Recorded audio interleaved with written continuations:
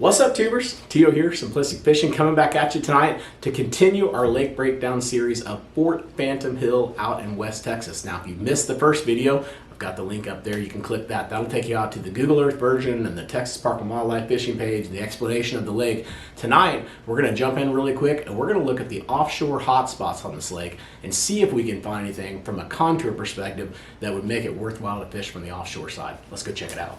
Bam!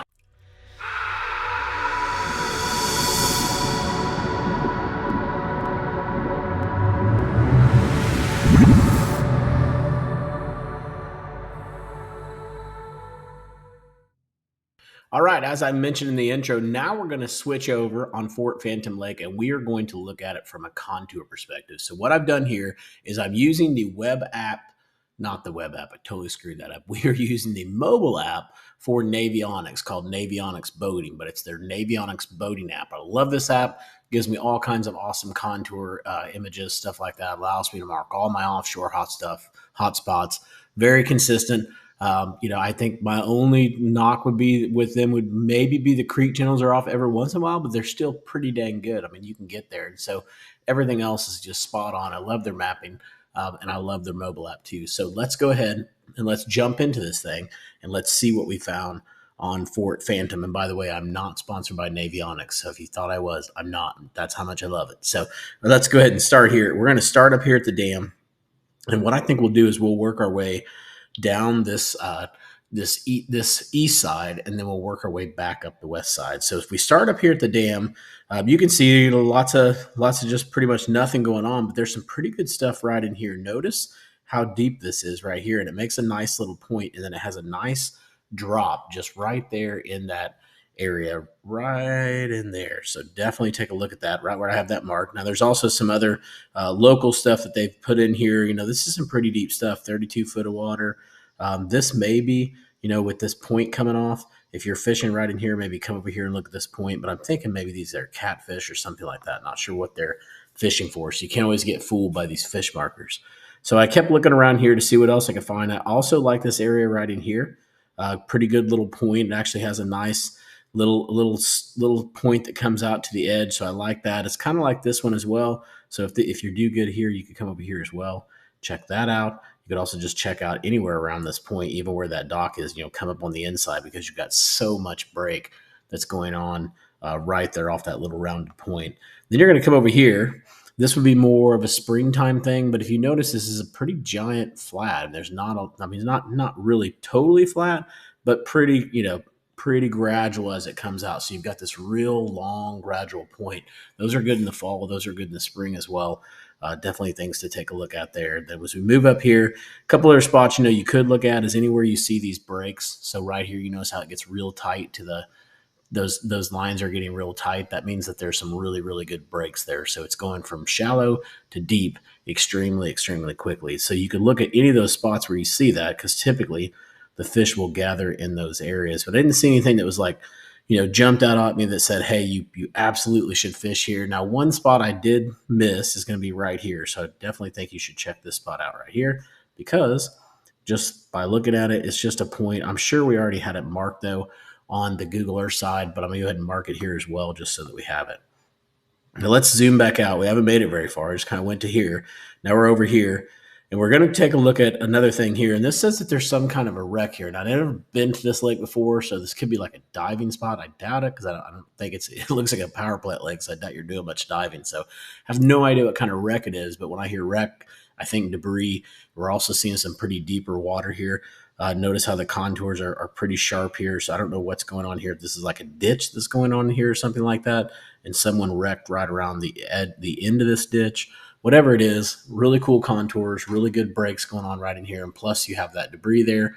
That would be a good spot to fish and even fishing those docks that are over there as well and just taking a look at those.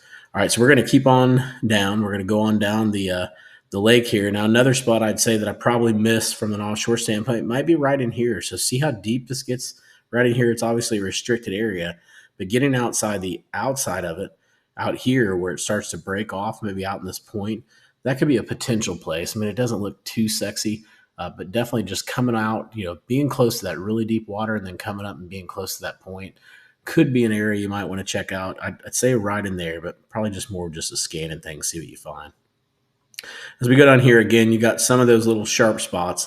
Nothing that really stood out to me. You've got some, obviously, some vegetation and stuff that's over in here on this little shallower stuff.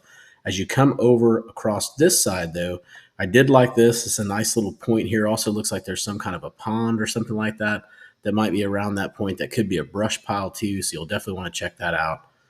And then as we move down further, I didn't see too much until I got down here and started looking here, and I thought, oh, you know what? That looks pretty cool.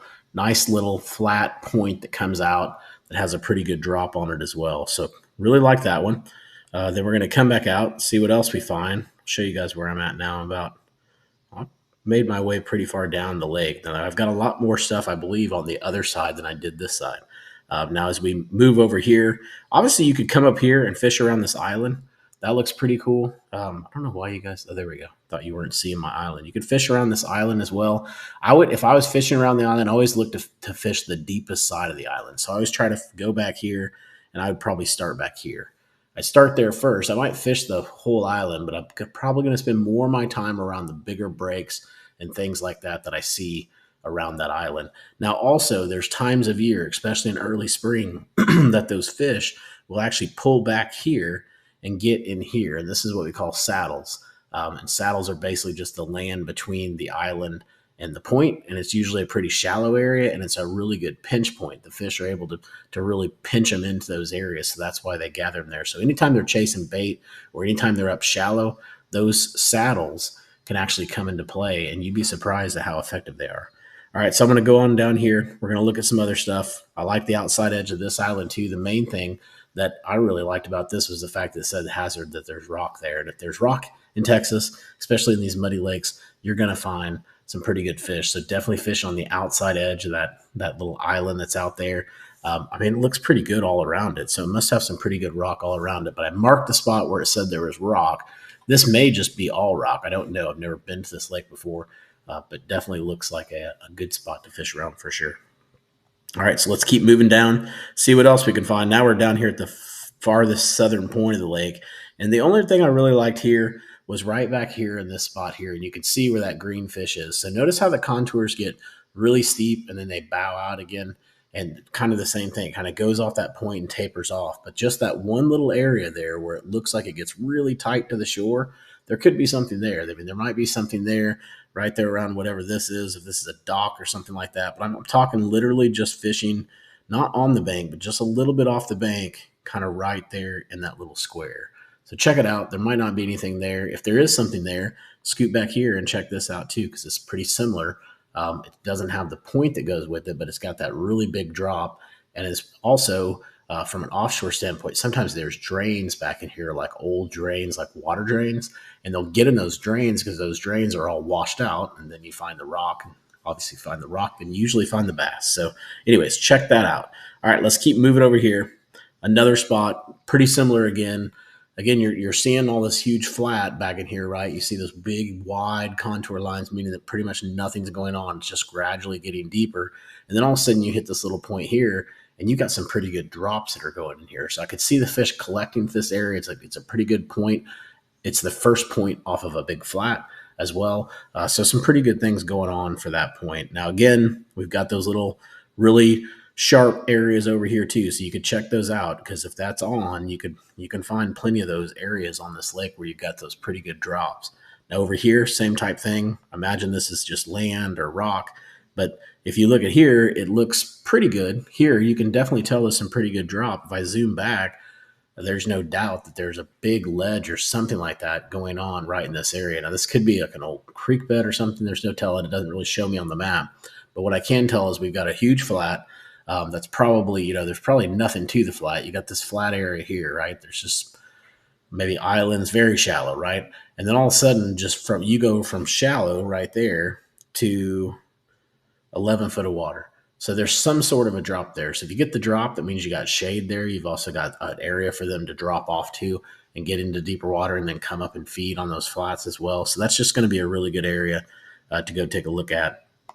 And you've got some similar stuff that's over here, but it's not as steep. So, if we're looking around in this area, just it's real gradual. There's nothing as steep as what we just saw. So that's why I marked that one spot. But if it's good, you can come up and fish those areas and see, maybe it's not as good, but maybe that's just what they're doing. They're hanging off the edge of these big flats that are out here. So it's definitely a possibility.